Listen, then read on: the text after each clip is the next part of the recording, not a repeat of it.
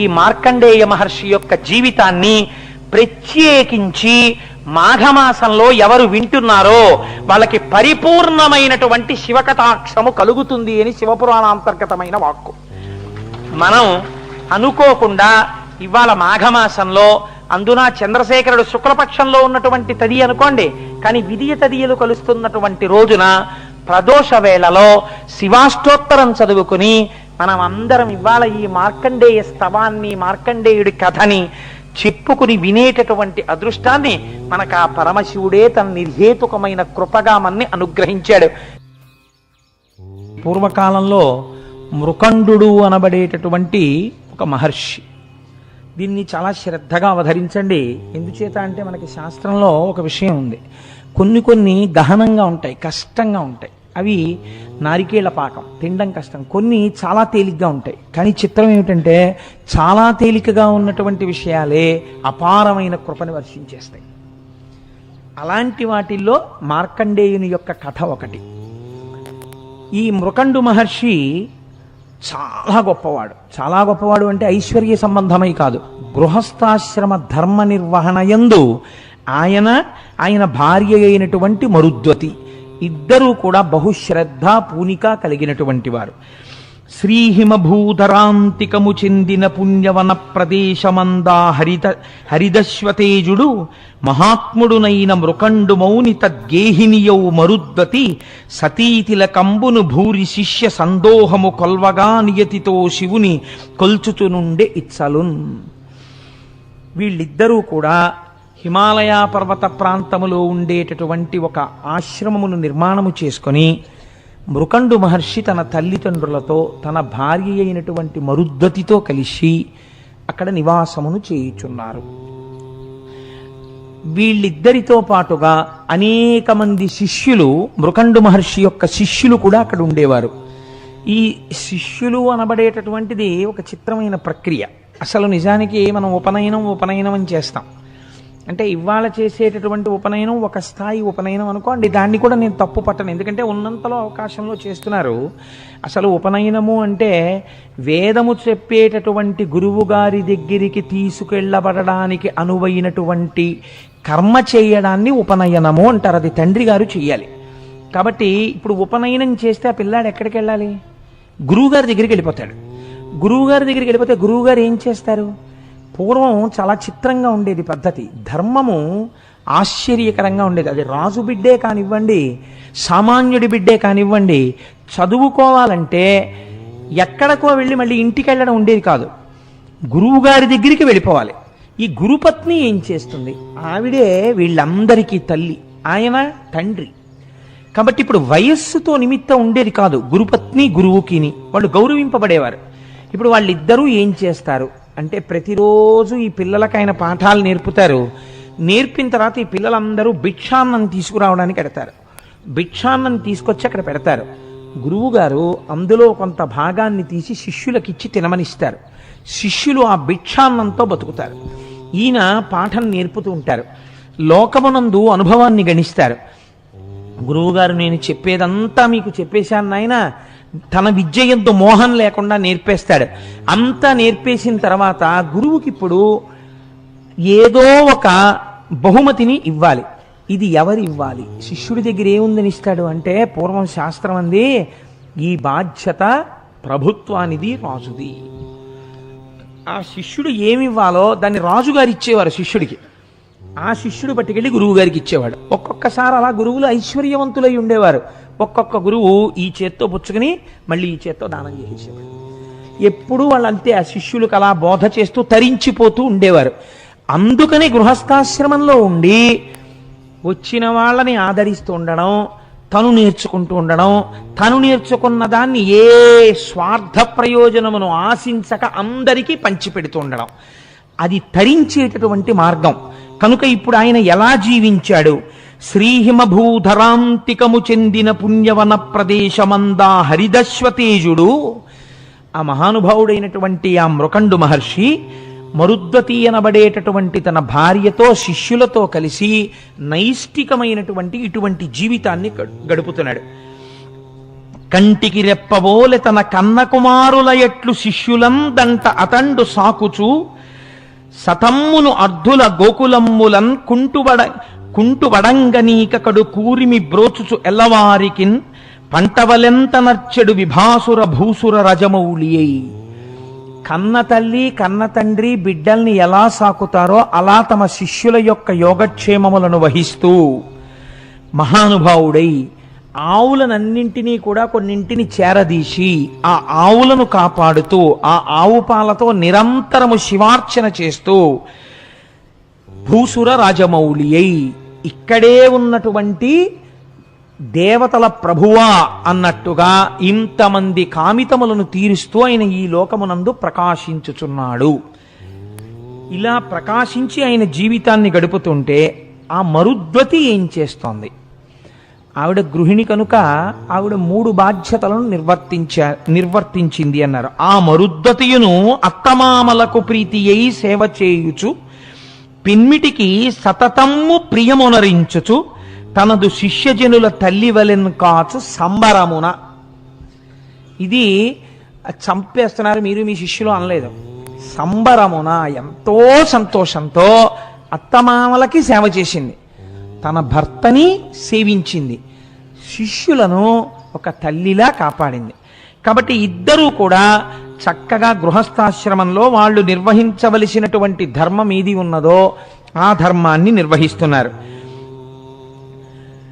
ఆ ముని దంపతుల్ సతతమావని యందు గృహస్థ ధర్మమున్ బ్రేముడి నిర్వహింపుచును పెంపెసగంగ వసించిరేలకో ఆ మహనీయమూర్తులకు అక్కట సంతతి లేకయుండే వారేమియు చింతసేయకయ ఈశ్వరు కొల్చుచునుండి రిమ్మునన్.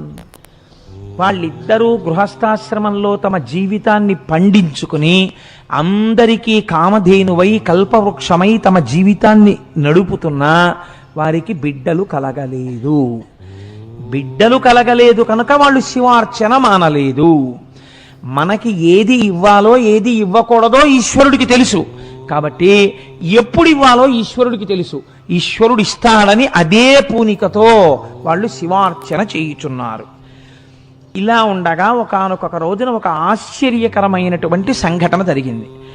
ఒకనాడమ్ముని బంగరంపు మలయం దెప్పొందు పైతామహ ప్రకటారామము చేరి బ్రహ్మసభ చేరన్బోవ ద్వారంబునందకలంకుండగు ఆ మృకండుముని అపత్యం బగ్గ దవ్వారికుల్ రకమౌనా విభవంబు లేదని మునీంద్ర శ్రేష్ఠుడవ్వారితో. ఆయన ఒకానొక నాడు పూర్వం వాళ్ళ యొక్క తపశ్శక్తి అటువంటిది.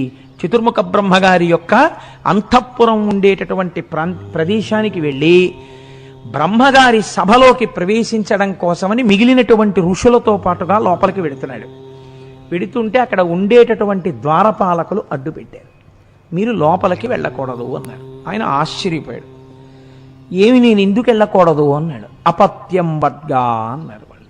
నీకు సంతానము లేదు, సంతానము లేనటువంటి కారణము ఉన్న సందర్భంలో నీకు బ్రహ్మసభా ప్రవేశార్హత లేదు. ఎందుకని? ఇక్కడ మీరు ఒక ప్రశ్న అడగచ్చు, ఎందుకంటే అంత గట్టిగా పట్టుకోవడం అని. అంటే శాస్త్రవాక్కు మీకు నేను చెప్తాను, వాళ్ళు కావాలని అవమానించడం వాళ్ళ ఉద్దేశ్యం కాదు. పితృరుణం తీరదు. తాను కూడా ఒక కొడుకుని కనకపోతే పితృరుణం తీరదు. కాబట్టి సంతానమును కని తీరాలి. పైగా వివాహం ఎవరైనా చేసుకోకపోతే వాళ్ళ తల్లిదండ్రులు పొందే అదృష్టం ఏమిటో తెలుసా అండి? బ్రహ్మచర్యంలోనే ఉండిపోయాడు అనుకోండి, పోనీ ఏదో చిట్ట చివరి తురియాశ్రమంలోకి వెళ్లకుండా ఇటు గృహస్థు కాడు, ఇటు బ్రహ్మచారి, ఇటు ఆ వివాహం చేసుకోకుండా అలా ఉండిపోతే ఇలాంటి బిడ్డన్ని కన్నారు కాబట్టి వాళ్ళ తల్లిదండ్రులందరినీ తిరగేసి చెట్లకు కట్టేస్తారు. మీరు దేవి భాగవతంలో దీనికి సంబంధించి ఒక కథ ఉన్నది. అందుకే నేను పెళ్లి చేసుకోను అని అనరాదు, పెళ్లి చేసుకొని తీరాలి. ఇవాళ కలియుగం కదా, నాకు చాలా మూఢులైన వాళ్ళు కొంతమంది కనపడుతుంటారు. మేము పెళ్లి చేసుకోండి అంటుంటారు. నాకు ఈ మధ్య ఆయన అమెరికా నుంచి ఫోన్ చేశాడు. నేను భగవత్ సంబంధమైన విషయాలు చాలా చదివానండి, విన్నాను, నేను పెళ్లి చేసుకోవద్దు అనుకుంటున్నాను, ఇలాగే ఉండిపోదాం అనుకుంటున్నాను, ఎందుకు ఈ లంపటం అని. నీకు సంకటం, పెళ్లి చేసుకో అని చెప్పాను. నువ్వు పెళ్లి చేసుకో, నీ కర్మ, పెళ్లి చేసుకోకపోతే పాడైపోతావు. శాస్త్రం అలా అంగీకరించలేదు. చక్కగా పెళ్లి చేసుకో, నువ్వేమీ పాడైపోవు పెళ్లి చేసుకుంటే. ఎలా శాస్త్రాన్ని పట్టుకోవాలో అలా పట్టుకున్నవాడు పెళ్ళై తరించిపోతాడు తప్ప పాడైపోయేది ఏమీ ఉండదు. కాబట్టి వివాహం చేసుకుని పితృరుణం తీర్చుకో అని చెప్పాను. కాబట్టి ఇప్పుడు పితృరుణం తీరలేదు, ఇది దోషం. అందుకని అపత్యం బట్గా, కాబట్టి నువ్వు బ్రహ్మసభలో ప్రవేశించడానికి వీల్లేదు, రుణం ఉండిపోయింది. కాబట్టి మీరు మరోలా భావించకండి, మీరు గొప్ప ఋషి, సాత్విక స్వభావము కలిగిన వారు, మీకు ఇందులో ఉన్న ధర్మ సూక్ష్మము మీకు తెలుసు. మా నోటితో అనిపించకండి, మీ మనస్సు ఖేద పెట్టకూడదు, కాబట్టి మీరు బ్రహ్మసభలో ప్రవేశించరాదు, దయచేసి మీరు తిరిగి వెళ్ళిపోండి అన్నారు. అనగానే ఆ మృకండు మహర్షి కూడా ధర్మ సూక్ష్మం తెలుసున్నవాడు కాబట్టి అనవిని మౌనియంత హృదయంబున నెవ్వగ చెంది కుంది అవ్వనమును బాసి స్వీయమగు వాసము చేరగ వచ్చుచుండే ఆ దినమున కొందరింటికి విదేశ మునీంద్రుల భార్యలు యోగినులరుదేరా అత్తపసి గేహినివారల కాంచి ప్రేమయై. నిజమే, నాకు పితృరుణం తీరలేదు, నాకు అపత్య దోషం ఉంది అని మృకండు మహర్షి కొంచెం మనస్సులో బాధపడుతూ, అయ్యో నన్ను ఎందుకు ఈశ్వరుడు పితృరుణం నుంచి విముక్తుణ్ణి చెయ్యలేదు అని బెంగ పెట్టుకుని తిరిగి వచ్చేస్తున్నాడు. అదే సమయంలో వేరొక ప్రదేశంలో ఉండేటటువంటి మహర్షుల యొక్క భార్యలు ఇక్కడ ప్రదేశంలో ఉండేటటువంటి తపోవనాల్ని దర్శించడం కోసమని వచ్చారు. వచ్చి వాళ్ళు ఈ మరుద్వతిని చూశారు, మృకండు మహర్షి యొక్క భార్యని. వారు ఋషుల యొక్క భార్యలే. వాళ్ళు ఈవిడ్ని చూసి చాలా సంతసించి ఆవిడ ఇంట్లోకి వెళ్ళి, అమ్మ మాకు చాలా దూర ప్రాంతం నుంచి వచ్చాం, ఇక్కడ ఉన్న ప్రదేశాలన్నీ చూడ్డానికి, మాకు నువ్వు కొద్దిగా దేవతార్చనమునకు అవకాశం ఇయ్యగలవా? దేవతార్చనం అంటే భోజనం పెట్టడం కలిపి, కాబట్టి నువ్వు మాకు భోజనం పెట్టవలెను. అయ్యో మీ వంటి అతిథులు వచ్చినప్పుడు భోజనం పెట్టడానికే కదా గృహస్థాశ్రమంలో ఉన్నది, కాబట్టి మీరందరూ తప్పకుండా రండి, నాకు ఎంతో సంతోషం అని వాళ్ళందరినీ పిలిచి పంచభక్ష పరమాన్నాలతో చక్కటి భోజనం తయారు చేసి వాళ్ళకి పీటలు వేసి లేత అరిటాకులేసి అరిటాకులు నీళ్లతో తుడిచి కూర్చోపెట్టి వాళ్ళందరికీ వడ్డన చేసి, అమ్మా మీకు పరిశేచనానికి నీళ్లు వడ్డిస్తాను, కాబట్టి మీరందరూ భోజనాన్ని స్వీకరించండి అంది. అంటే వాళ్ళన్నారు, వారలుగని నీ బిడ్డల చేరబిలువుము ఇట శిశులు చేరిన మేమున్ వారల బోసేయుదమిట ధీరమతి అనినా ఆమె దిగులు కొని అనెన్. అమ్మా అలా మేము ఒక్కళ్ళం భోజనం చేయమమ్మా, మేము తల్లులమే కదా, నీ బిడ్డల్ని పిలు, నీ బిడ్డలు కూడా ఇక్కడ కూర్చుంటే మేము నివేదన చేసుకుని మేము స్వీకరిస్తూ తత్ప్రసాదమును వాళ్ళ చేతిలో కూడా ఉంచుతాం, ఆ పిల్లలతో కలిసి తినాలని మాకు కోరికగా ఉంది, నీ బిడ్డల్ని పిలమ్మా అన్నారు. అంటే ఆ మరుద్వతంది, నోములు నోచలేదు కొరనోముల దానను తల్లులారా నన్నోముడి కిట్టులేనియును నోదనముల్ తగ నరగించుడి శ్రీ మహితుల్ దయానిధులు చల్వగు మీదు సమాగమంబికన్నామది వేట్ప తీర్పుడు ప్రణామములివ్యమునత్తు నర్మిలిని.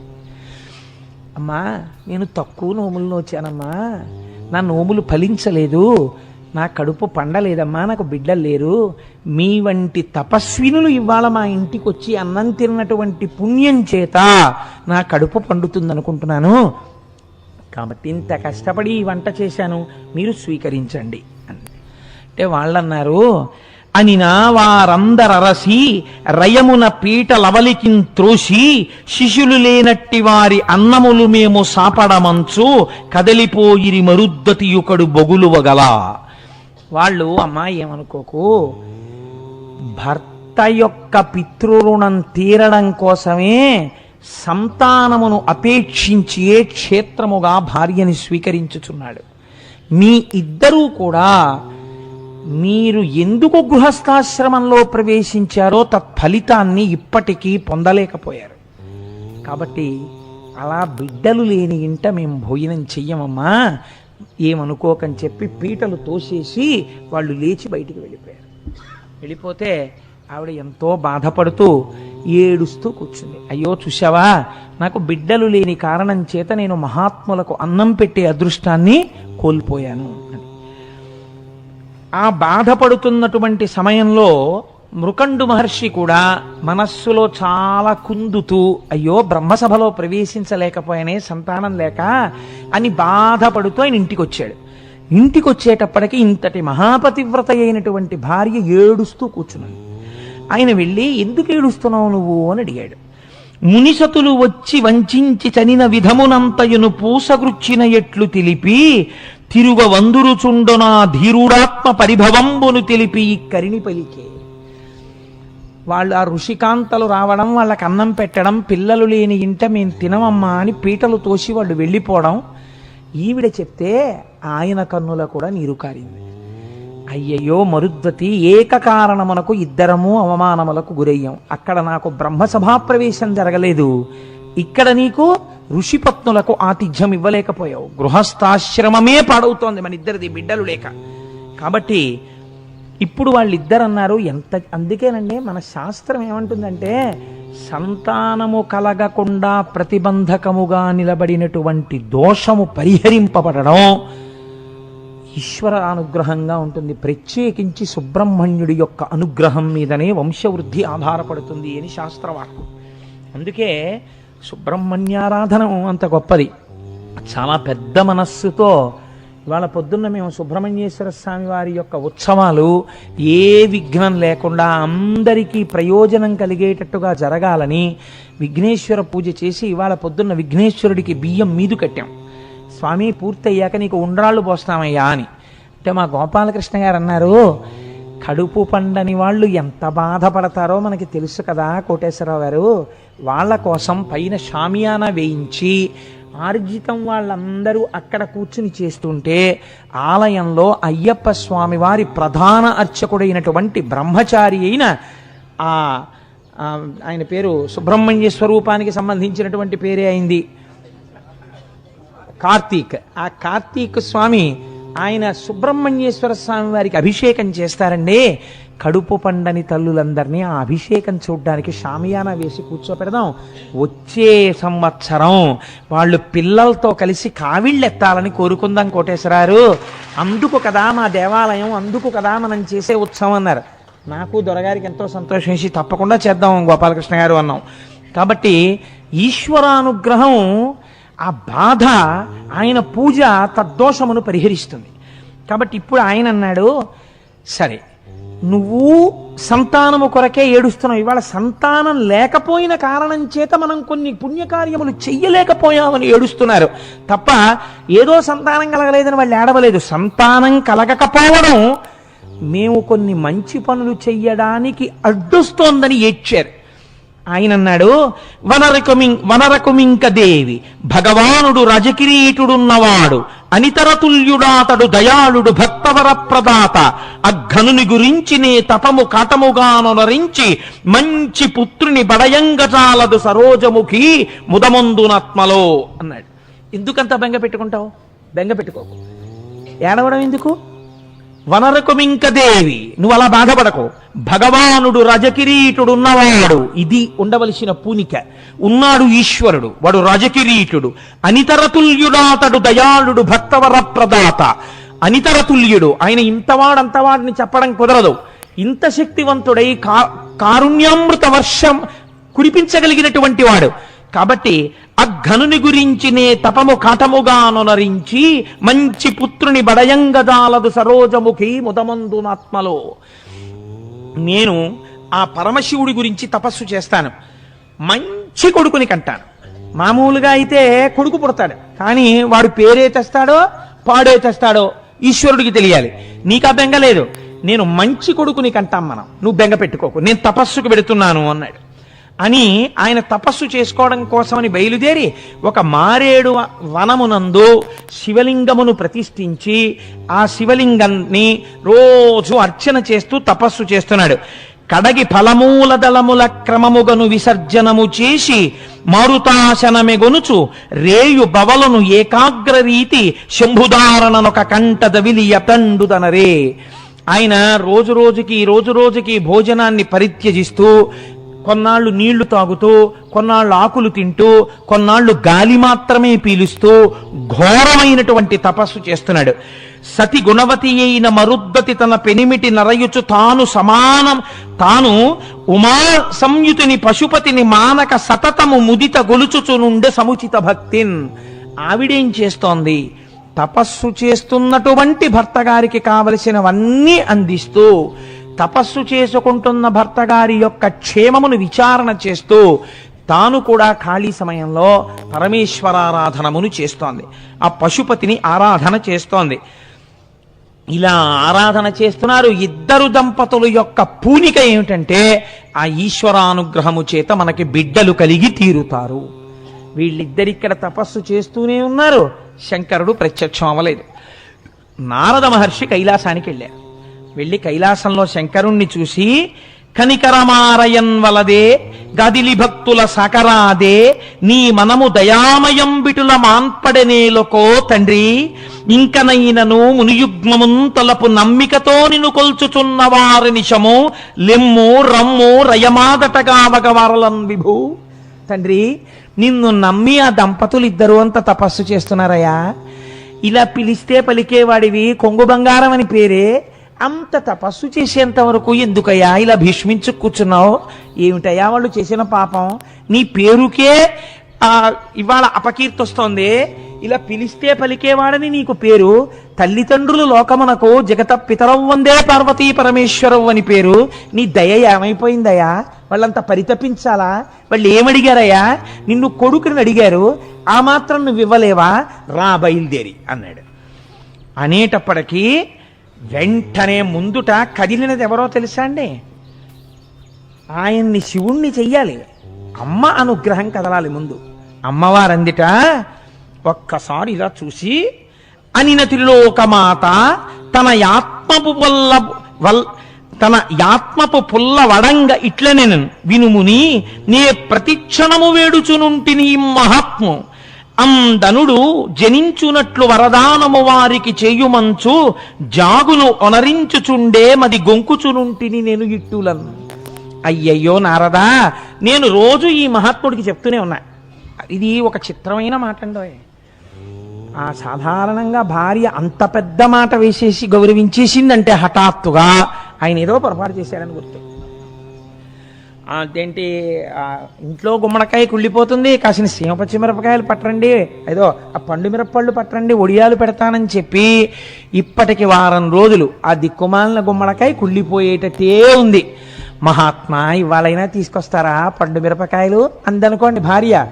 పండు మిరపకాయలు తేవడానికి మహాత్మా అని పిలవక్కర్లేదు. వారం రోజులు చెప్పినా తానివాడా అని అన్యాపదేశం. కాబట్టి ఎంత సహజంగా పడిందో చూడండి అందులో. కాబట్టి ఆవిడంది, ఈ మహాత్ము నేను ప్రతిరోజు చెప్తున్నాను, మహాత్మా వెడదాం రండి అని. లేస్తేగా రండి ఇప్పటికైనా వెడదాం, వెళ్ళి వాళ్ళకి పిల్లల్ని ఇద్దాం అంది. ఇలా చెప్తే అఖిలాండేశ్వరి అయిన అమ్మవారు శివుడితో ఇలా చెప్పి శివుడితో అందిట తిన్నగా చూసిన నారదుడితో కదా ఈ మాట చెప్పింది. ఈయనకి రోజు చెప్తున్నాను కదలరు అని పోదము వేగ నవ్వనికి భూనిక నొక్క క్షణంబునేని కాలూది వసింప నిప్పుడి దయోన్నత లిమ్మిక రమ్ము నాదుపై నాదరముంపు భక్తుజనలందిటు జాలము సేయవెన్నడున్ మోదముతో ఇకన్ పయనమున్ ప్రకటింపుము నందికిమ్ముగన్. ఏమిటయా శంకరా అలా కూర్చుంటారేమిటి మీరు? అలా కూర్చోకూడదు. ఒక క్షణం ఆలస్యం చేయడానికి వీల్లేదు. మనం ఉత్తర క్షణం నందీశ్వరుడి మీద కూర్చుని ఉండాలి. మనం వెళ్ళిపోయి వాళ్ళ కన్నుల పండుగగా ఆ మారేడు వనంలో దిగాలి. చూసి పొంగిపోవాలి ఆ మృకండ మహర్షి. ఏం కావాలి అని అడుగుతారు మీరు. అడగగానే పుత్ర సంతానం అడుగుతాడు, ఇచ్చేసేయండి. ఇంకా మళ్ళీ ఏం మీనమేషాలు లెక్కెట్టకండి, పదండి అంది. అనేటప్పటికీ పరమశివుట్ట చూసి అయ్యయ్యో నేను మాత్రం కాదన్నానా ఈశ్వరి, దా అని నందీశ్వరుణ్ణి పిలిచి నందివాహనుడై గబగబా బయలుదేరి వచ్చేశాడు మారేడు వనానికి. తల్లిదండ్రులు ఎప్పుడైతే వెళ్తున్నారో వెనక గణపతి బయలుదేరాడు, సుబ్రహ్మణ్యుడు బయలుదేరాడు, ప్రమదగణాలు బయలుదేరాయి, నారదుడు బయలుదేరాడు, లోకపాలకులు బయలుదేరారు. తన వెంటన్ సిరిదచ్చి వెంటన వరోధవ్రాతమున్నట్టుగా అందరూ వచ్చేశారు. ఒక్కసారి మారేడు వనంలో ఇంతమంది దిగిపోయారు. ఏం అదృష్టం అండి మృకండ మహర్షిని. నిలబడిపోతే ఆయన కన్నులు విప్పి చూసి సాష్టాంగ దండ ప్రణామం చేసి స్తోత్రం చేసి శంకరుణ్ణి నిలబడ్డాడు. శివుడును మౌని చూచి ఎన్ చిత్తమునం తగమెచ్చినాడనీదు విమలమైన చిత్తము దూరపు భక్తియు తపంబు పెంపు ఆయువు కడుంగల్గు వారలన యోగ్యుల కొడుకుల ఇచ్చునట్లు నింతువో 16 వర్షములకే పరమందు సుపుత్రు కోరెదో. ఎన్ని విశేషణాలు వేశాడో చూడండి శంకరుడు. శివుడును మౌని చూచి ఎనియన్ చిత్తమునం తగమిచ్చినాడనీద విమలమైన చిత్తము దూరపు భక్తియు తపంబు పెంపు. ఏమయ్యా, నీ తపస్సు చూసి నేను ఎంత పొంగిపోయానో తెలుసా? ఎంత నిర్మలమైన మనస్సయ్యా నీది. నేను రాకపోయినా నువ్వు కోపగించుకోలేదయ్యా. అంటే అసలు లోకమునకు ఒక గొప్ప విషయాన్ని ఆవిష్కరించగలిగినటువంటి కొడుకుని పొందడానికి అర్హుడైన వాడు ఈయనే. కాబట్టి నీకేం కావాలని అడగట్లేదు ఇప్పుడు శంకరుడు. నేనే నీకు ఇద్దాం అనుకుంటున్నాను. అయోగ్యులు, వంశానికి చెడ్డ పేరు తెచ్చేవారు, నీకు మనశ్శాంతి లేకుండా చేసేవారు నూర్గురు కొడుకులు కావాలా? 16 సంవత్సరములకే పరాన్ని పొందేటటువంటి కొడుకు కావాలా? ఎవరు కావాలో చెప్పు. ఇది చాలా కొంచెం క్లిష్టమైన సమస్య కదండి బాహ్యంలో. కాబట్టి ఆయన అని అడుగినా విని మౌనియు మనమున సంకోచమంది మరిగి తరిగి అంతనే సర్వము శివవశమని అనగుని 16 సమల అర్భకు కోరెన్. ఇప్పుడు మీరు పరమశివుడు పెట్టిన పరీక్ష గమనించాలి. దేని కొరకు కొడుకుని అడుగుతున్నాడు? ఒక కొడుకు కావాలని తపస్సు చేశాడా? ఒక సరి అయిన కొడుకు లేకపోవడం వల్ల గృహస్థాశ్రమంలో చెయ్యవలసిన విధులు చెయ్యలేకపోతున్నానని తపస్సు చేశాడా? మంచి పుత్రుని బడయంగజాలుదు ముదమందు సరోజముఖి ఆత్మలో అంటూ కదా బయలుదేరాడు. అయినప్పుడు ఇప్పుడు మంచి కొడుకంటే ఏమిటి దాని అర్థం? 100 ఏళ్ళు వాళ్ళు ఏం పనులు చేస్తే లేదురో మా కళ్ళ ముందు తిరిగే వాళ్ళు అయితే చాలన్నవాడు మంచి కొడుక మృకండుడి దృష్టిలో? 16 వర్షములకే పరమందు సుపుత్రు కోరేదో. ఇదే సుపుత్రుడు. ఎవరిని అడుగుతాడు?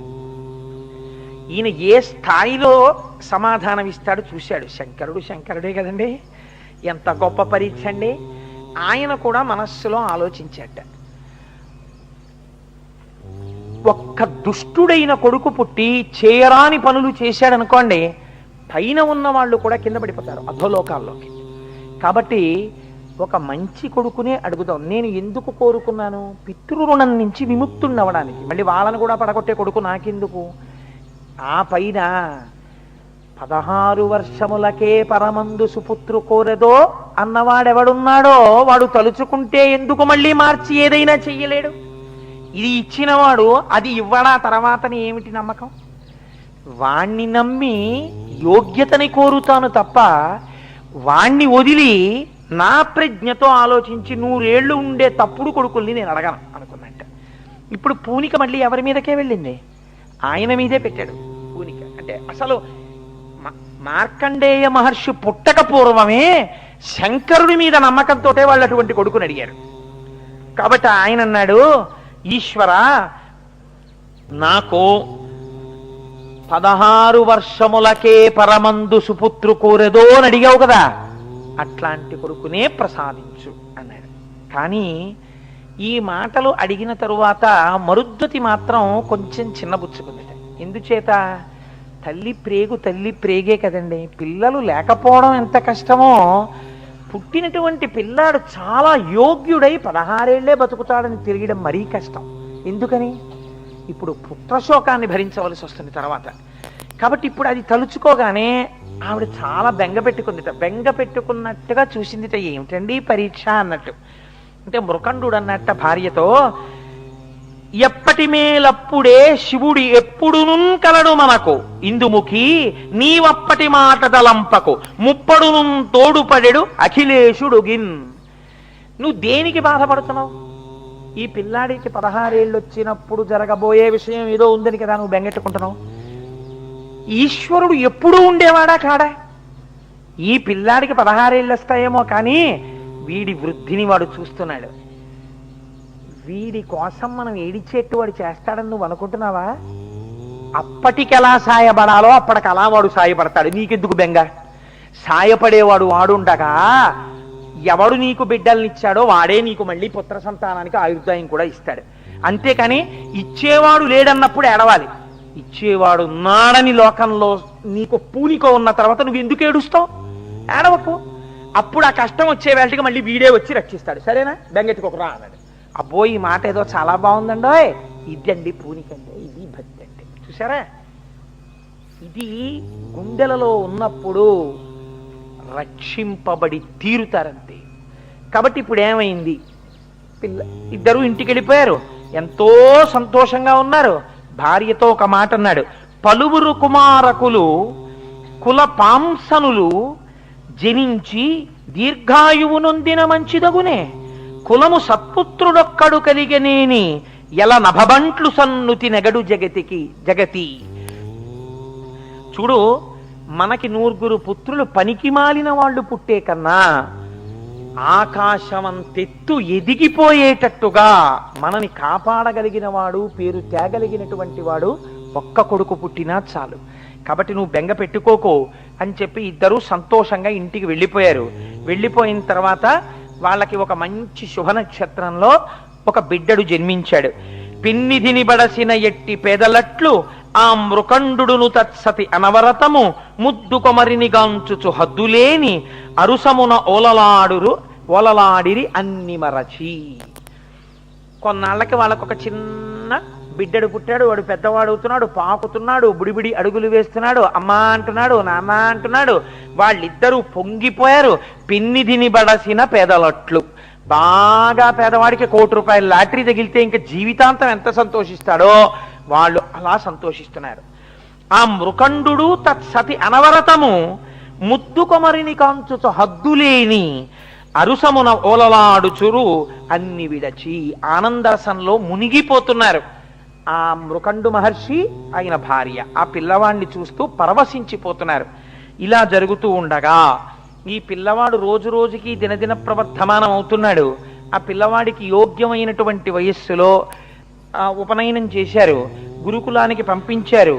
వాడు చక్కగా వేదాల్ని, ఉపనిషత్తుల్ని అన్నింటినీ చాలా తక్కువ సమయంలో నేర్చేసుకున్నాడు.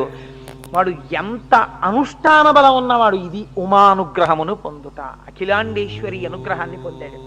అనుష్ఠాన పర్యంతములోకి వచ్చింది ఆ పిల్లవాడికి. పెద్దవాడైన తర్వాత వచ్చిన భక్తి గొప్పది కాదండి. చిన్న పిల్లవాడిగా ఉండగా మార్కండేయుడి యొక్క జీవితాన్ని మీరు అవధరించండి. నడువగా వచ్చిన నాటి నుండి శివదేవళంబులకెగుదించు, పలుకగా వచ్చినప్పటి నుండి నమశివాయన్ సేప్రొద్దు పలుకుచుండు, చదువుగా వచ్చిన సమయంబునందుండి శైవ ప్రబంధంబుల పఠన చేయు, వ్రాయగా వచ్చిన వరుసనే శివకోటి మించిన వేట్క లిఖించుచుండు, బూది సర్వాంగములనిపుడు పూయుచుండు, తవిలి రుద్రాక్షలను మెడ దాల్చుచుండు, పార్థివేశార్చ ఏ రోజు బాయకుండు, భూషణంబై తనరు అమ్మునిసుతుండు. ఆ పిల్లవాడు రోజు రోజు ఎలా పెరుగుతున్నాడు? నడువగా వచ్చిన నాటి నుండి శివదేవళంబులకెగుచుండు. ఆ పిల్లవాడికి నడవడం వచ్చినప్పటి నుంచి వాడికి సంతోషం ఏమిటంటే, ఒక్కరోజు నాన్నగారు తీసుకెళ్లారు. వాడు ఆ బుడి అడుగులు వేసుకుంటూ శివాలయంలోకి వెళ్ళి ఆ శివుడికి దండం పెడుతుండేవాడు. ఎగిరెగిరి శివుడి యొక్క ఆ కొమ్ముల్లోంచి శివలింగ దర్శనం చేసి పొంగిపోతుండేవాడు.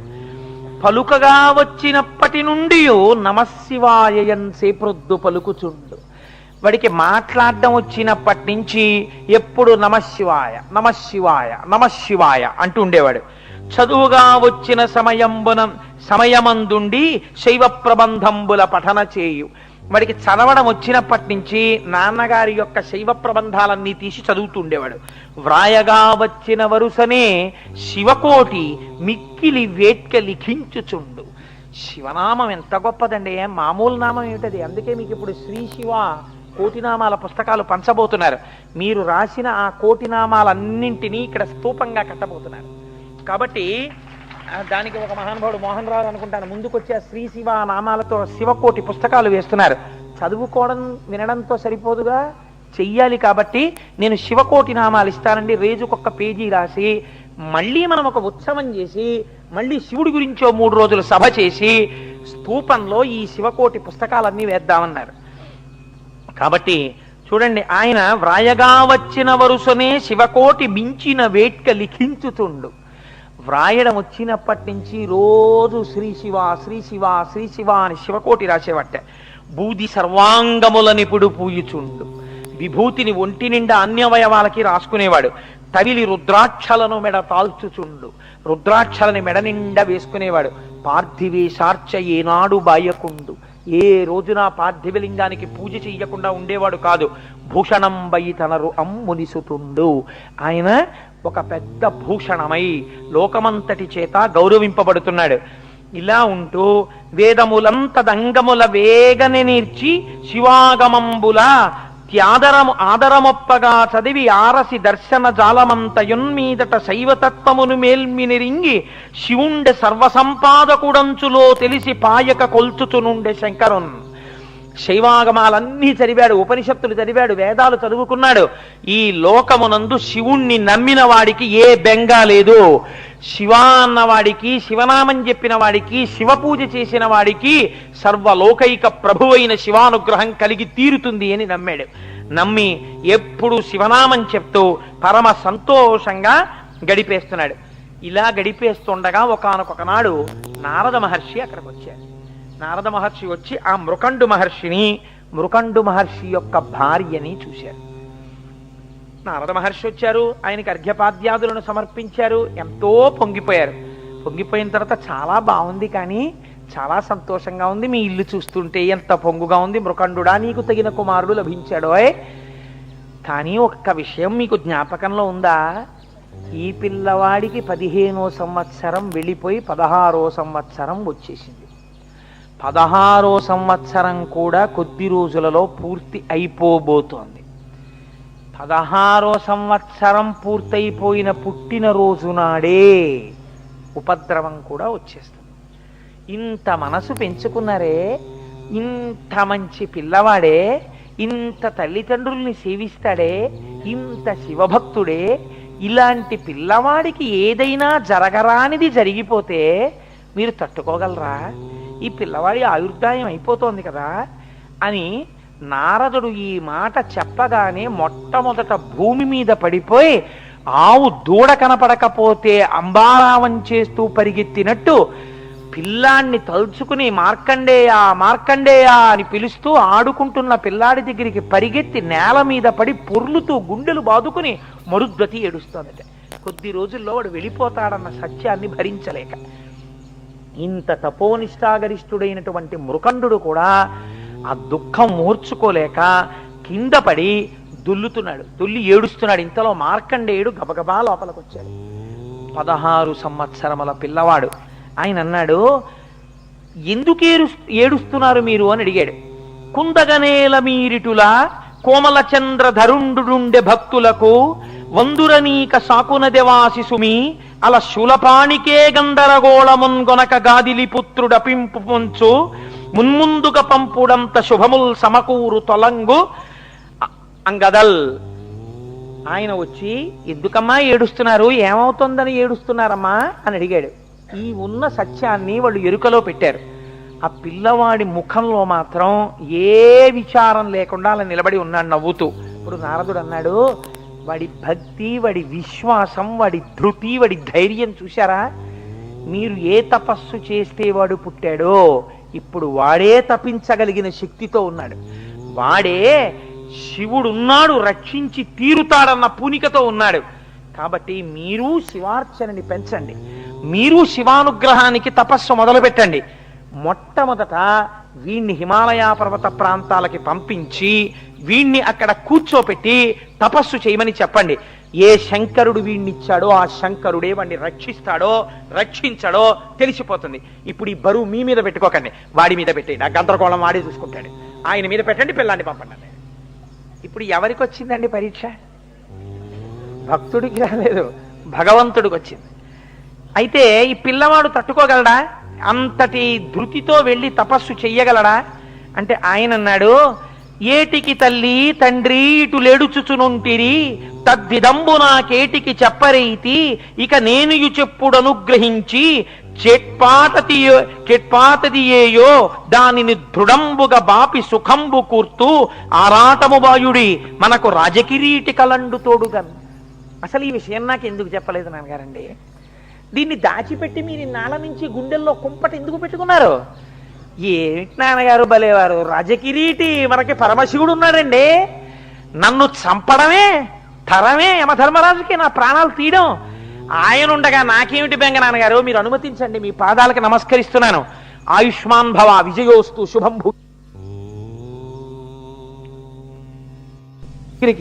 ఆ రాజకిరీటుడున్నాడు, బెంగ పెట్టుకోకండి, ఇదిగో నేను ఇప్పుడే బయలుదేరి వెడుతున్నాను, మీరు నాకు దీర్ఘాయుష్మంతుడనవాలని ఆశీర్వచనం చెయ్యండి అని చెప్పి ఆయన బయలుదేరి వెళ్ళడానికి ఇంతకి గొప్ప చేసి ఇటులెంతయునున్ విలపింప చెల్లునే అంతయు చక్కనయ్య విడనాడు దైన్యము మన్యువేగమున్ శ్రాంతిని చెందుడిపుడే అల శంకరు గూర్చి తపింపపోయదన్ చింతల తీర్చి అఘనుడు సిద్ధి నొసంగు నొసంగు సౌఖ్యముల్. ఆ శంకరుడు గురించి తపస్సు చేస్తాను, ఆ మహానుభావుడు నాకు సిద్ధినిస్తాడు, సమస్తమైనటువంటి భోగాల్నిస్తాడు, ఐశ్వర్యాన్నిస్తాడు, ఆయుర్దాయాన్ని ఇస్తాడు. మీరు బెంగ పెట్టుకోకండి నాన్నగారండి, మీరు కూడా శివారాధన చేయండి అని చెప్పి ఆ పిల్లవాడు వెళ్ళిపోయాడు. వెళ్ళిపోయి హిమాలయ పర్వత ప్రాంతమునందు ఒక శివలింగాన్ని తయారు చేసి దానికి ఒక చిన్న దేవళం లాంటిది, దేవాలయం లాంటిది ఒకటి నిర్మాణం చేసుకొని ఇట్లు దీవింపవారంత నెలమి చెంది మునికుమారుడు అవనికి జననికి జనకునకును మృక్కులనొనర్చి శుభలగ్నమున ప్రయాణమును ఒనర్చి హిమాచలంబునకు చనియే. ఆ హిమాలయ పర్వతాల దగ్గరికి వెళ్ళి దేవాలయం కట్టుకుని అక్కడ కూర్చుని ఆయన తపస్సు మొదలుపెట్టాడు.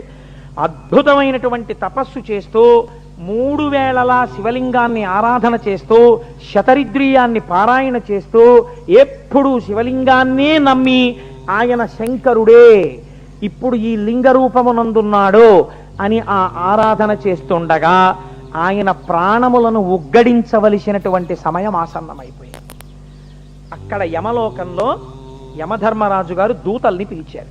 పిలిచి కాలుండుగ్రతరాత్ముడై అడరి మార్కండేయు హింసింపనా భీలాకారుల ఆత్మదూతల కడున్ భీష్మక్రియాధుర్యులం వైళంబారసి పంపవారలు మహావష్టంభమేపారగా బ్రూలేయాద్రితటిన్ వసించు మునిరాడ్బాలున్ వడించెరుడున్. దూతల్ని పిలిచి ఆ పిల్లవాడికి ఆయుర్దాయం అయిపోతుంది, మీరు వెంటనే పాశములు పట్టుకుని ఆ ప్రాంతాన్ని చేరండి, చేరి మార్కండేయుడి యొక్క ఆయుర్దాయాన్ని ఆ పాశముల చేత తీసి పట్టుకుని మళ్ళీ ఈ లోకాన్ని చేరండి అన్నాడు. ఆ దూతలు అక్కడికి వెళ్ళారు. ప్రాణోత్క్రమణము కావలసిన సమయం ఆసన్నమైంది. వాళ్ళు చిన్న దేవాలయం లాంటిది ఒకటి నిర్మాణం చేసుకుని అందులో కదండి ఒక ఏదో ఆకులతో కట్టుకున్నాడు ఆయన. లోపల శివలింగం దగ్గర కూర్చుని తదేక ధ్యానంతో శివారాధనం చేస్తున్నాడు. ఈ శివారాధనం చేస్తున్నటువంటి సమయంలో ఈ వచ్చినటువంటి యమదూతలు ఆయన మీద పాశం వెయ్యడం కోసమని ఒక్కసారి తొంగి లోపలికి చూశారు ఎక్కడున్నాడు అని.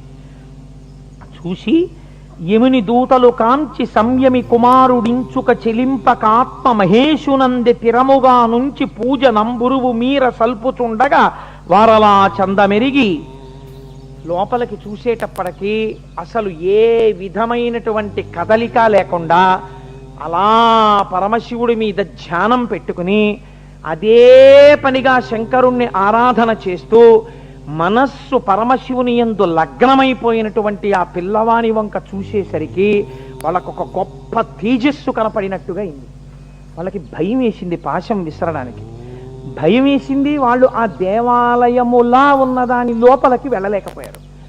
అడుగు వేయడానికి భయం వేసి సృష్టిలోనే ఒక ఆశ్చర్యకరమైన సంఘటన జరిగింది. ఆ భటులు పాశం వేయడం మానేసి పాశాలు చుట్టి చేతులకి తగిలించుకుని యమలోకానికి వెళ్ళిపోయారు. వెళ్ళిపోయి అయ్యా మేము ఆ పాశములు ఆవిడ్ని లేపండి అమ్మా, పడిపోతారో ఏమిటో, ఆవిడ్ని లేపండి పడిపోతారు కూడా గభాల్ని, అమ్మ మీరు అలా అనుకోకండి పడిపోతారు కూడా, సరిగ్గా కూర్చోండి. కాబట్టి అక్కడ ఉన్నటువంటి వాళ్ళు తీసుకుని వెళ్ళి యమధర్మరాజు గారికి ఆ పాశములనిచ్చి మేము ఆ పిల్లవాని యొక్క ప్రాణములను ఉగ్గడించలేకపోయాం. కారణం అపారమైనటువంటి శివభక్తితో తనలో తాను లీనమైపోయి శంకరుణ్ణి ఆరాధన చేస్తున్న పిల్లవాడి యొక్క ప్రాణములను తీయలేకపోయామని చెప్పారు. చెప్తే యమధర్మరాజుకి ఎక్కడ లేని కోపం వచ్చింది. ఆ సమయానికి ప్రాణాలు తీసేయడం అన్నది ఇంతకాలంగా నేను చేస్తున్న పని. కడువడి రోషవేగమున కన్నులు నిప్పులు రాలవీకమై నరరిచనుండు మీరలు భయాలకులెంతయు ప్రలదంబులన్ బడుగులు ఓలే అడుదురు బాలువదింపగనేనే పోయెదన్ కడిది మగండెవ్వడనుకో కనగవచ్చునుగాన అడ్డమై. ఒక పిల్లవాడిని చంపడం చేత కాక తిరిగొచ్చి వాడు శివ పూజ చేస్తున్నాడు, వాడిలో చాలా తేజస్సు ఉంది, మేము పాశం వెయ్యలేకపోయాం అని చెప్పడానికి మీకు సిగ్గెయ్యట్లేదు? నేనే బయలుదేరి పెడతాను, ఆ పిల్లవాడి ప్రాణములను ఉగ్గడించేస్తాను, ఎవడు అడ్డొస్తాడో చూస్తాను. శివలింగానికి కదా పూజ చేస్తున్నాడని మీరు అంటున్నారు. ఇప్పుడు అనరాని మాట ఒకటి వచ్చేసింది యమధర్మరాజు గారి నోటి వెంట. ఏమిటా మాట? కడిది మగండెవడు నన్ను కానగవచ్చునుగాక. ఏ మగాడు నాకు అడ్డొస్తాడో చూస్తానన్నాడు. వెడతాను, ప్రాణములను ఉగ్గడిస్తాను, బయలుదేరుతున్నానని గబగబా పాశాలు పట్టుకుని బయలుదేరుతున్నాడు. బయలుదేరుతుంటే నారదుడు ఎదురొచ్చాడు. ఎదురొస్తే వచ్చినవాడు మహర్షి కదా అని ఒక్కసారి ఆ దున్నపోతు మించి దిగి నమస్కారం చేశాడు. నమస్కారం చేస్తే ఆయన అన్నాడు, అయ్యయ్యో ఎందుకయ్యా అంత పంతాలకి పట్టింపులకి పోతావు? వాళ్ళకున్నది ఒక్క పిల్లాడు, మహర్షి కదా, ఏడుస్తున్నాడు కదా పిల్లాడి కోసం, తపస్సు చేస్తున్నాడు కదా. అందులో ఇప్పుడు వాడు ఎంత పూనికతో ఉన్నాడో తెలుసా పరమశివుడి మీద? వాడు మహేశ్వరార్చన యందు మగ్నమైపోయిన మనస్సుతో ఉన్నాడు. నువ్వు కూడా కొంచెం ఆలోచించు. ఇలాంటి పరిస్థితులలో వెళ్ళి నువ్వు పాశం వేస్తే లేనిపోని ఉపద్రవాలు వస్తాయేమో. పోనీ ఇప్పుడు నువ్వు వెళ్ళకపోతే వచ్చిన బాధ ఏమిటి? అంత తీవ్రమైన తపస్సులో ఉండగా పాశం వెయ్యడానికి నీ భటులే భయపడ్డారని ఊరుకుంటే ఉపద్రవం వచ్చేసిందా? ఒకళ్ళకి పుత్రభిక్ష పెట్టినవాడి అవుతావు కదా.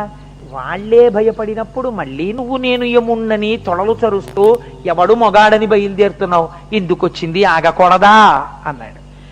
అనేటప్పటికీ ఆయనకి ఇంకా కోపం వచ్చేసింది. కోపం వచ్చి, శివుడా గివుడా ఎవడాపగలడు?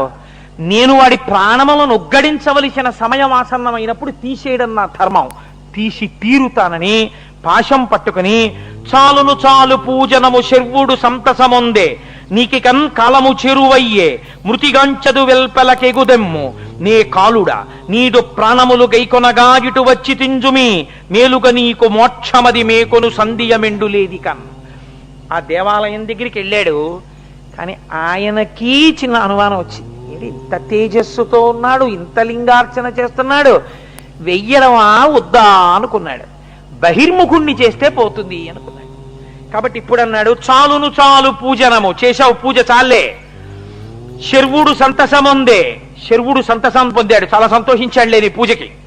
అంటే ఒక రకంగా వెటకారమే, చాలా సంతోషించాడులే, నిన్నే నా నుంచి రక్షించలేడు. సంతసముందే, నీకికన్ కాలము చేరువయ్యే, నువ్వు వెళ్ళిపోవలసిన సమయం వచ్చేసింది. మృతికాంచద వెల్పలకెగుదెమ్ము, మరణాన్ని పొందాలి, బయటికి రా. తను తేవాలా, ఆయన్ని రమ్మంటున్నాడా? వెల్పులకెగుదెమ్ము, బయటికి రా. నే కాలుడా, నేను యమధర్మరాజుని, నీ ప్రాణాలు తీయడానికి వచ్చాను. నీదు ప్రాణములగై కొనగా ఇటు వచ్చి తుంజుమి, నీ ప్రాణాలు తీయడానికి వచ్చాను. మేలుగా నీకు మోక్షమది, అదే నీకు మోక్షం చేసిన శివ పూజ వల్ల. ఏకొను సంధియమెండులేది కన్, నీకేం సందేహం లేదు, రా బయటికి అన్నాడు. ఇందులో చిన్న వెటకారధ్వని కూడా ఉంది ఈ పద్యంలో. ఈ మాటలంటే మార్కండేయుట అనినన్ బాలకుడంతకున్ కని రవంతైనన్ భయం బొందక ఇట్లనియన్ భానుజ నే మహేశ్వరుని పుడమిని అర్పించుచున్నవాడ అయ్యనగుండాఢ్యుడు సర్వలోక విభుడాహ్లాదంబునన్ను సాకును నా జీవితము హరింపదరమే ఒక్కో నీకు పోపొమ్మికన్ అన్నాడు. ఆయన అన్నాడు, ఓరి పిచ్చివాడా, నీకు కూడా ప్రభువెవడో వాణ్ణి నేను ఆరాధన చేస్తున్నాను. ఇప్పుడు నేను వాణ్ణి ఎందుకు ఆరాధన చేస్తున్నానో తెలుసా? ఈ శరీరముతో ఉండిపోవాలని కోరిన వారు రాక్షసులు. నేను ఈ శరీరంతో ఉండిపోవాలని కాదు, నా తల్లిదండ్రుల యొక్క కోరిక తీర్చడానికి ఈ శరీరంలో ఉండాలనుకుంటున్నాను, వాళ్ళ ముందు తిరుగాడాలనుకుంటున్నాను కొంతకాలం. నేను అలా ఉండేటట్టు చెయ్యమని నేను వాడిని ప్రార్థన చేస్తున్నాను. వాడు సర్వలోక విభుండు, వాడు నీకు ప్రభువు నాకు ప్రభువు. నేను వాడి ఆరాధన చేస్తుండగా నాకు ఫలితము వాడివ్వాలి తప్ప నువ్వెవడివిరా ఫలితం ఇవ్వడానికి? నువ్వెవడివి నా ప్రాణాలు తీయడానికి? నీ తరమే నేను మహేశ్వర పూజ చేస్తుంటే తీయడం? తీని దమ్ముంటే అన్నాడు ఆయన. ఎక్కడ లేని కోపం వచ్చేసింది యమధర్మరాజు గారికి. ఏటికిటిల్ ప్రగల్భములనెంతయు గర్వము మీరనాడగా మేటితనంబే శంకరుడు మిన్నగ కన్పడయ్యనే ఇకన్ మాటలు వేయునేలా నన్ను మంపగలండు శివుండు నీవికన్ మోటుతనంబు పట్పడక ముందరి పాటు తలంచుకొన్మెదన్. నేను ఎంత చెప్పినా వింటలేదు, శివుడు నిన్ను రక్షిస్తాడు రక్షిస్తాడు రక్షిస్తాడు అనుకుంటున్నావు పిల్లవాడా. నువ్వు ఆ మూఢ స్వభావాన్ని విడిచిపెట్టి రా అని అనినా కడున్ కడున్ కినుకనంది మహాద్భుత దారుణ ధనిన్ వనరిన చూడు చూడుమిదే పొంకమనంగ సురంగ ప్రాణముల్ మునిసుత అంచు దేహాలికి ముందట నుండి కరాల పాశమున్ కొని శిశుకంధరున్ వైచి కొంకగ లాగదొడంగెనత్తరిన్. గబగబా లోపలికి వెళ్ళి ఆ పిల్లవాడి ఎదురుగుండా నిలబడి తనని చూసి భయపడాలని ఒక భయంకరమైనటువంటి శబ్దాన్ని చేసి చేతిలో మిరిసిపోతున్నటువంటి ఆ యమపాశాన్ని పైకి తీసి విసిరి ఆ పిల్లవాడి మెడకి వేసి లాగుతున్నాడు. లాగుతుంటే ఆ ఉరి బిగుసుకుంటోంది ఆ కంఠానికి. ఆ కంఠానికి బిగుసుకుంటుంటే ఆయన భయపడడం మానేసి అప్పుడు చేశాడండి మహానుభావుడు. ఆయన అన్నాడు, ఒక పక్క కంఠానికి ఒరుసుకుంటుంటే యమపాశం భయపడకుండా శివలింగాన్ని కౌగిలించుకున్నాడు. ఇక్కడే చాలా ఆశ్చర్యకరమైన సంఘటన జరిగింది. ఆయన అన్నాడు, చంద్రశేఖర చంద్రశేఖర చంద్రశేఖర పాహిమాం, చంద్రశేఖర చంద్రశేఖర చంద్రశేఖర రక్షమాం, రత్నసానుశరాసనం రజతాద్రిశృంగనికేతనం, సింజనీకృత పన్నగేశ్వరమచ్యుతానలసాయకం, క్షిప్రదగ్ధపురత్రయం త్రిదివాలయైరభివందితం, చంద్రశేఖరమాశ్రయే మమ కింకరిష్యతి వై యమః అన్నాడు. రత్నసానుసరాసనం రజతాద్రిశృంగనికేతనం, సింజనీకృత పన్నగేశ్వరమచ్యుతానలసాయకం. నా తండ్రి వెండికొండ మీద నాట్యం చేస్తుంటాడు. సమస్త దేవతలు ఆయన నాట్యంలో తోడ్పడుతుంటారు. సృష్టికర్త, స్థితికర్త, ప్రళయకర్త నా తండ్రి. ఆయన పాదములు నేను పట్టి ఉండగా చంద్రశేఖరమాశ్రయే మమ కింకరిష్యతి వై యమః, ఈ యముడు నన్నేం చేయగలడాయా, నేను చంద్రశేఖరుడి పాదములు పట్టుకున్నాను. పంచపాదప పుష్ప గంధ పదంబుజద్వయ శోభితం, ఫాలలోచన జాత పావక దగ్ధమన్మద విగ్రహం, భస్మ దిగ్ధ కళేబరం భవనాశనం భవమవ్యయం, చంద్రశేఖరమాశ్రయే మమ కింకరిష్యతి వై యమః. ఒంటి నిండా భస్మాన్ని అలదుకుని తాండవం చేస్తున్నప్పుడు భస్మ రాలుతుండేటటువంటి వాడు మహానుభావుడు, సమస్త దేవతల చేత స్తోత్రము చేయబడేవాడు. ఎవడి పాదముల మీద శిరస్సు ఉంచి నమస్కరిస్తే ఆయన పాదములలోంచి దేవతల చేత, ఋషుల చేత పూజింపబడిన పూల వలన కలిగినటువంటి గొప్ప సువాసనలతో పాటుగా ఆయన పాదముల నుంచి వచ్చేటటువంటి సహజమైనటువంటి సువాసనలు కలిసి కొత్త సువాసనలు ఉద్భవించినవి ముక్కు యొక్క పుటములలోంచి లోపలికి ప్రవేశించి ఆనంద పానము చేత మనస్సు మత్తిక్కిపోతుందో అటువంటి వాడి పాదములను నేను పట్టి ఉండగా కింకరిష్యతి వై యమః, ఈ యముడు నన్నేం చేస్తాడన్నాడు. యక్షరాజసకంభగాక్షహరంభుజంగ విభూషణం, శైలరాజసుతా పరిష్కృత చారువామకళేబరం, క్షేళ నీలగళం పరస్వతధారిణం మృగధారిణం, చంద్రశేఖరమాశ్రయే మమ కింకరిష్యతి వై యమః. ఈ శ్లోకాన్ని ఆధారం చేసుకుని మార్కండేయ వృత్తాంతమే కొత్త మలుపు తిరిగిపోయింది. ఆయన అన్నాడు, శైలరాజసుతా పరిష్కృత చారువామకళేబరం. ఇంత అట్టహాసం చేస్తున్న యముడు కనబట్టల్లా, కంఠం నొక్కుడు పడుతోంది, భయపట్టల్లా. ఎడమ భాగమునందు ప్రకాశిస్తున్న మా అమ్మ పార్వతీదేవి కనబడుతోందిరా నాకు. సమస్త శక్తి స్వరూపిణి. నువ్వు పాశం వెయ్యడం ఆవిడ అనుగ్రహం, నువ్వు లాగడం ఆవిడ అనుగ్రహం. ఆవిడ చేత సగము శరీరము ఆక్రమింపబడినటువంటి దయాళువు నా తండ్రి. శైలరాజసుతా పరిష్కృత చారువామకళేబరం, అటువంటి వాణ్ణి నేను నమ్మి ఉన్నాను. చంద్రశేఖరమాశ్రయే మమ కింకరిష్యతి వై యమః, ఏం చెయ్యగలడు యముడు అన్నాడు. ఇప్పుడు ఎవరికి పరీక్ష? నారదుడు ఈ అష్టకం వింటూనే కైలాసానికి పరిగెత్తాడు. శివ చూడు కింద ఏం జరుగుతోందో, ఇవ్వాలా ఇవ్వక్కర్లేదా ఆయుర్దాయం? ఇప్పుడు నీ మీద నమ్మకం. యముణ్ణి ఒకడు ఎదిరిస్తున్నాడో పిల్లాడు. ఎందుకు ఎదిరిస్తున్నాడో తెలుసా? నేను నా తల్లిదండ్రుల ముందు ఈ ఉపాధితో తిరగాలనుకుంటున్నాను, అది ఇమ్మని శివుణ్ణి అడుగుతున్నాను, ఆయన ఇస్తాడని నమ్ముతున్నాను. ఇవ్వలేడని నువ్వు తీసేస్తున్నావు. నువ్వు గెలవాలో నా పూనిక గెలవాలో, ఉండి వాడు గెలవాలో వాడిష్టం. నిన్ను శరణాగతి చేస్తున్నాడు. ఈశ్వర కదిలి లోకానికి భక్తి నిరూపిస్తావా?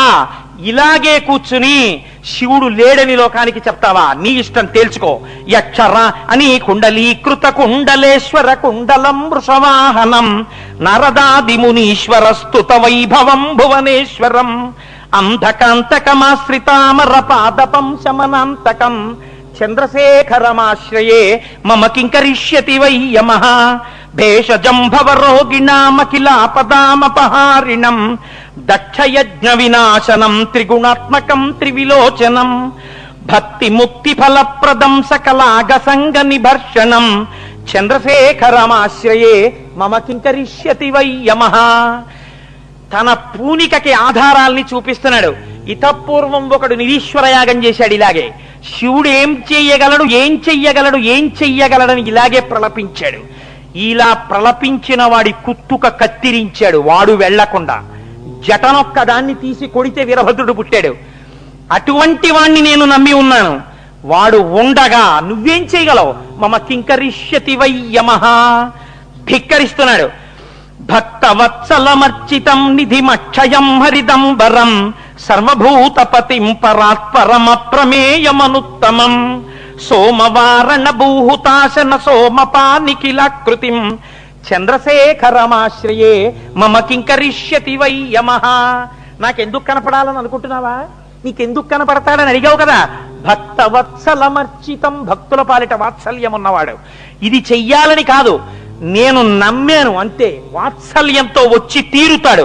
విశ్వ సృష్టి విధాయినం పునరేవ పాలన తత్పరం సంహరం తమమి ప్రపంచమశేషలోక నివాసినం క్రీడయంతమహర్నిశం గణనాథయూధ సమన్వితం.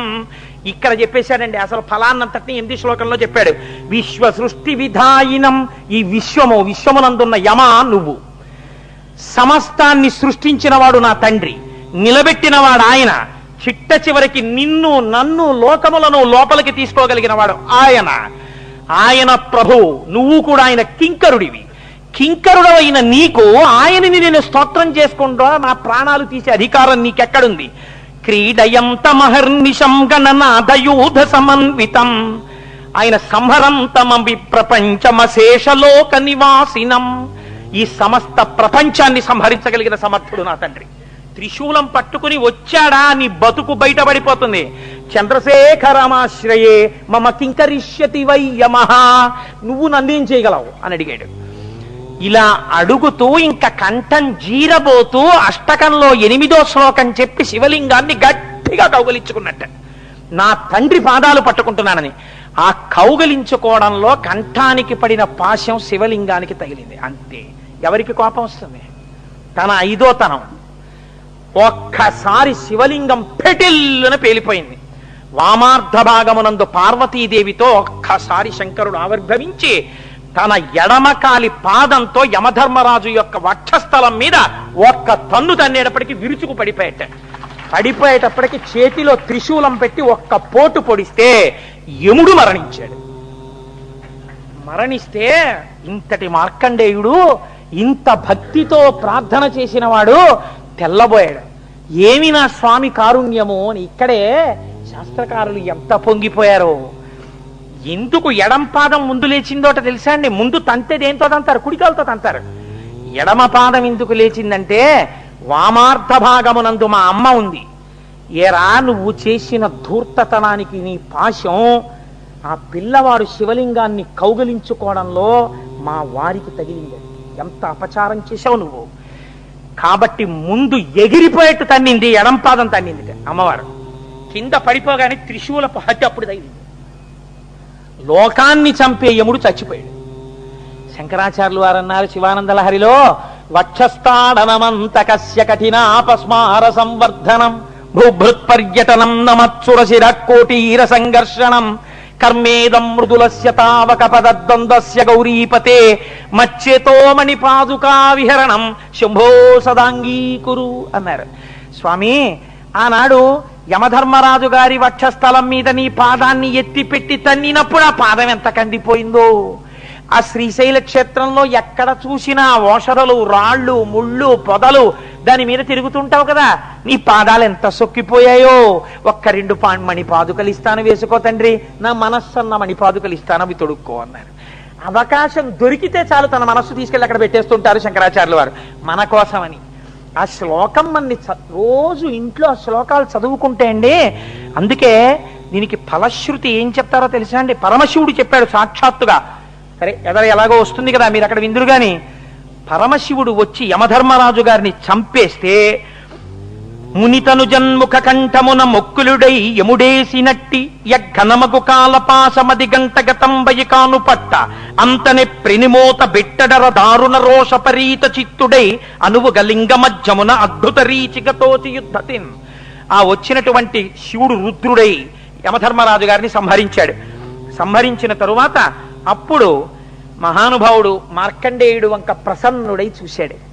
ఎంత నమ్మకంతో చేశావురా అయ్యా పూజ, ఎంత ధైర్యంతో చేశావురా పూజ, ఎంత విశ్వాసం రా నీకు, నీ ప్రాణం పోతుందని తెలిసినా వాడుండగా నేను చావనన్నావంతే.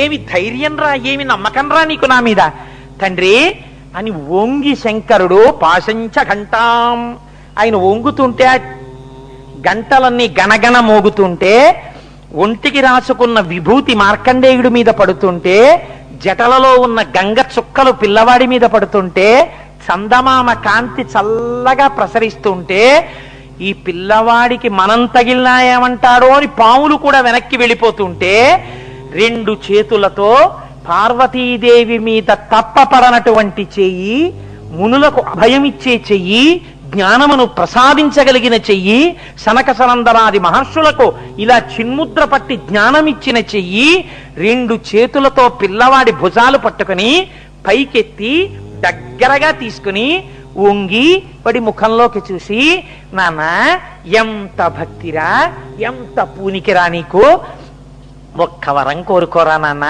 నువ్వు కోరుకోకపోతే నా మనసొప్పదురా, ఏదైనా అడుగు. ఎవరు పొందారండి భాగ్యాన్ని? మార్కండేయుడు పొందాడు. 16 సంవత్సరాల పిల్లవాడు పొందితే పైకెత్తి నిలబెడితే రెండు చేతులతో నమస్కారం చేస్తూ, ఎలా ఎవరికైనా ప్రత్యక్షమై మాట్లాడాడంతే. ఇలా శివుడు రెండు చేతులతో పట్టుకుని ఉంటే అమ్మవారు చూడండి, ఎవరైనా మంచి పిల్లాడు కనపడితే కన్న తల్లి హృదయం ఆ పిల్లల్ని గబగబా దగ్గరికి తెచ్చేసుకుంటారు. అలా పార్వతీదేవి మా ఆయన వైభవాన్ని ఎంత నమ్మకంతో పూనికతో స్తోత్రం చేశావురా నాన్న, ఎంత నమ్మకం రా మా వారి మీద నీకు అని అమ్మవారు గబగబా దగ్గరికి తీసేసుకుంటుంటే, ఆ చల్లని తల్లి ముఖం కనపడుతుంటే, ఆ బొట్టు కనపడుతుంటే, అమ్మవారి ముక్కు ముత్యం కనపడుతుంటే, ఆ అమ్మవారిని అయ్యవారిని చూసి పొంగిపోతూ ఆయన్ని ఇలా పట్టుకుంటే, అప్పటి వరకు చేసిన తపస్సు వల్ల చిక్కిపోయిన బక్క చేతుల్ని ఇలా చేతులతో పట్టుకుంటే, ఆ రెండు చేతులతో వాళ్ళ చేతుల మధ్యలో నమస్కారం పెట్టాడు. పెట్టన్నాడు, ఈశ్వరా నన్నింత గౌరవించారే, ఇంత నన్ను పెద్దవాణ్ణి చేశారే, నా మీద ఇంత కారుణ్యం చూపించారే, నేను ఏ కోరిక కోరను, ఒక్క కోరిక కోరుతాను, పాపం తెలియక పొరపాటు చేశాడు, ఆయన్ని బతికించండి అన్నాడు. అనేటప్పటికీ అప్పుడు శంకరుడు మళ్ళీ ఒక్కసారి ప్రసన్నుడై చూశాడు. ప్రాణాలు పోయిన యమధర్మరాజు గారు మళ్ళీ లేచారు. మళ్ళీ లేచి గభాలను లేచి, ఇప్పుడు శివుడో గివుడో ఏ మగవాడో ఇది పోయింది, పోయి గభాలన రెండు చేతులెత్తి నమస్కరించి ఒక మంచి ప్రశ్న ఒకటి వేశాడండి. లోకానికి పనికొచ్చే ప్రశ్న, చాలా గొప్ప ప్రశ్న. యమధర్మరాజు గారిని తక్కువ చేసి భావించకూడదండోయ్, మహానుభావుడు ఆయన. ఆయనంత ధర్మతత్పరత ఉన్నవాడు లోకంలో ఉండడు. కాబట్టి ఆయన అన్నాడు, దేవరా 16 లీవడుగున ఆయువటంచు వచించుట ఎరసియేను పాశమును వేసితి మునిబాలునిపై తలపునకు రాదు నాకు నా తప్పిదంబు. నువ్వు ఏమన్నా వరం ఇచ్చినప్పుడు 16 వర్షములకే పరమందు సుపుత్రు కోరెదో అన్నావు కదా, అప్పుడు నేను విన్నాను ఎంత ఆయుర్దాయం ఈ పిల్లాడికి అని. ఎందుకని? సృష్టిలోంచి వస్తున్నవాడు కాదు, నీ వరంతో వస్తున్నవాడు కదా, ఎన్నాళ్ళు ఉంచుదాం అనుకున్నాడు ఈశ్వరుడు అని విన్నాను. 16 అన్నాక వినపడింది. కాబట్టి 16 ఏళ్ళు అయ్యాక వచ్చాను. ఏమిటి నా తప్పు, నేను చేసిన దోషం ఏమిటి, ఎందుకు అలా నన్ను చంపేశావు త్రిశూలం పెట్టి, ఎందుకు అలా ఎడంపాదంతో తన్నేశావు నన్ను, నేనేమైనా దోషం చేశానా తండ్రి చెప్పన్నాడు. ఎంత నిజాయితీతో కూడిన ప్రశ్న అండి అది.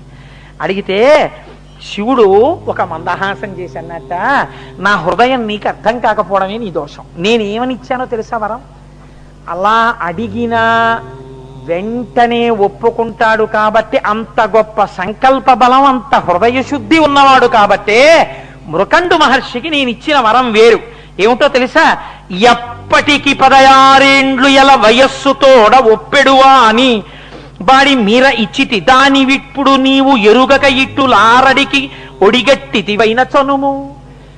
ఎప్పుడూ 16 వయస్సుండిపోయే పిల్లాన్ని నిశ్చయవనం ఇచ్చాను వాళ్ళకి నేను. నువ్వు 16 అని అర్థం చేసుకున్నావు, అర్థం చేసుకుని వచ్చావు.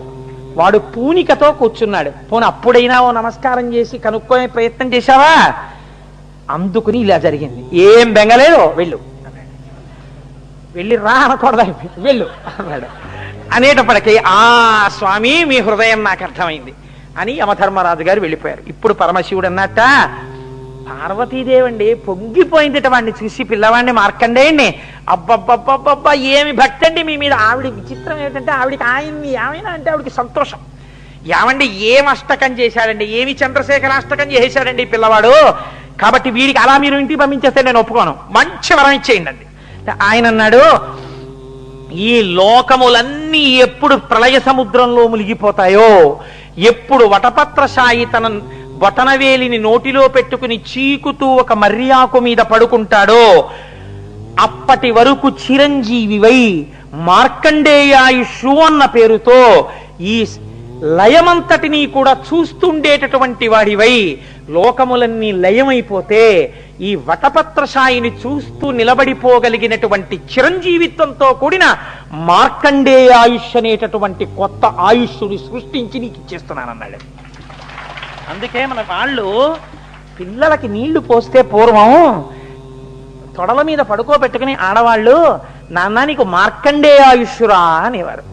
అలా రోజు అంటూ నీళ్లు పోస్తే ఆ ఆశీర్వచనం నిజం అవుతుంది అని. కాబట్టి చూడండి, ఇలా వరం ఇచ్చి పార్వతీదేవి పొంగిపోయినటువంటి స్తవం కదండి ఆ చంద్రశేఖరాష్టకం.